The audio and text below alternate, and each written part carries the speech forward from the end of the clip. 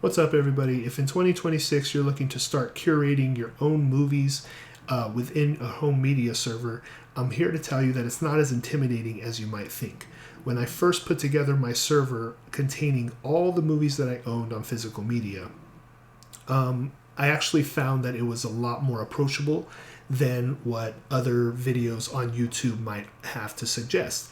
I am not somebody with a lot of technical experience, and in fact, when I did it, I actually used ChatGPT and a little bit of background knowledge that I had to get through those hurdles. And it really took me a grand total of about a week to do.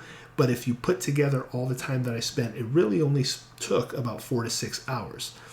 Now, today I want to talk more about the curation side of having a media server, because I think when people start to build one, they might think, well, I'm not going to have the collection that Netflix or Amazon Prime or Hulu has. And I really don't think you have to. I think what's important to remember here is that over time, and possibly with a collection that you have yourself, and even what you may borrow from friends or even the library, you can get a pretty great collection. And I wanted to start off by highlighting the Criterion collection, mostly because I think that it fits the ideal of collecting movies. When I buy Criterions, I don't go into Barnes & Noble with the prospect of buying stacks and stacks of movies that I really don't have a lot of interest in seeing. At least at that time. Perhaps maybe in the future I would want to see them. But as you can see here, I have everything from The Life Aquatic with Steve Zissou, the Godzilla collection, Rosemary's Baby, Lone Wolf and Cub, and many others. I don't feel the need to want to go and buy every Criterion available.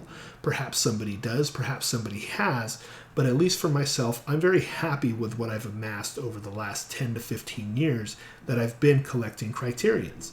And I think a good example of that is over, was it October or November, when they released Pee-wee's Big Adventure. Myself, as a fan of that movie, and I know a lot of other people are fans of that movie, I didn't feel the need to go out and buy that movie right away. I've seen it at least 20 times. I have fond memories of it, but for myself to go and spend the extra money because it was a new release just wasn't that appealing to me.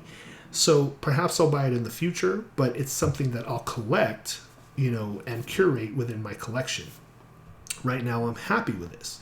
And I think when it comes to something like Disney Plus and their vast offering and how they're starting to really look like a mirror of Hulu, because Disney owns Hulu now, I really don't feel the need to have Disney Plus as a service.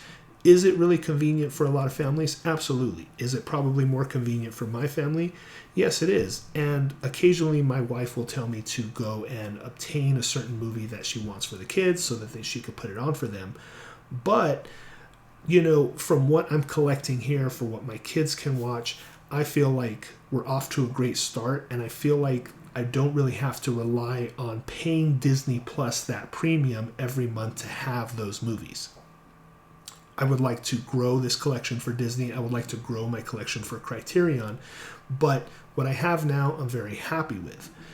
I also think that within TV shows, there is a great example with TV shows, because, with the vast amount of TV shows that are available, I really have an interest in just watching my two comfort shows at any given time. Now, one of the comfort shows, The Simpsons, seasons 1 through 11, is not on my server yet. I have the DVDs, but I haven't taken the time to rip them and put them on here, which I'll talk about in a future video.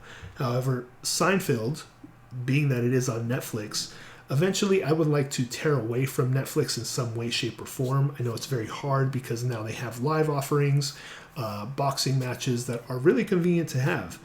My wife and I also watch The Great British Baking Show, which is something that we enjoy watching, and paying Netflix to have that. But if Netflix ever decides to take off Seinfeld, I don't have to feel, well, I've lost the ability to have Seinfeld. I don't pay for cable anymore. I cannot watch it on TBS or whatever channel they're showing it on. I have it here on my server. I have the DVDs, and it's convenient to me to be able to watch it whenever I want to.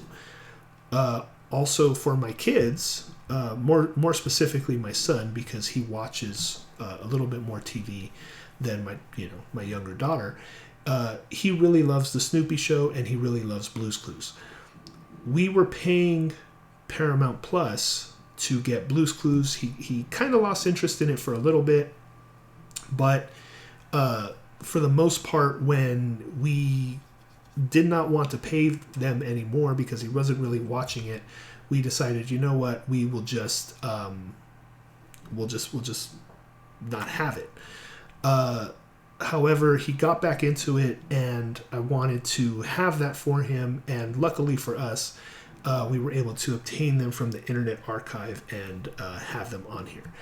I don't know the legality of it. I'm not going to propose that people go and do the same thing, but these are things that my son really enjoys watching, and they're here for him at any time that he wants to have them. And I do have a handful of other TV shows that, I have the interest of watching, The Penguin and Fallout. Once I watch those, I'll take those off my server because they're probably not going to be something that I repeatedly watch over and over again. But the ability to have them, the ability to watch them when I get around to it is right there for me, and it's right there on my list. And again, the purpose of this video is to really talk about having that convenience and having that curated collection that I really want at any given time. Again, you don't have to feel like you need thousands of movies the first time you start your server. Start with what you have. Ask friends for Blu-rays, ask friends for discs, and go to the library because they have movies that are available for you to borrow, and you can add them to your server. There's ways to do this, there's ways to collect, and it becomes fun to really have that friction of you getting a disc and you putting it onto your server so that you can enjoy it anytime you want to. I really want to talk more about the curation side and maybe, I guess, on a grander scale, the philosophy of having a media server. But if you have any questions, or if you've made it this far and just want to add something to the conversation of this, please do that in the comments below. Thank you so much for watching, and I'll catch you in the next video.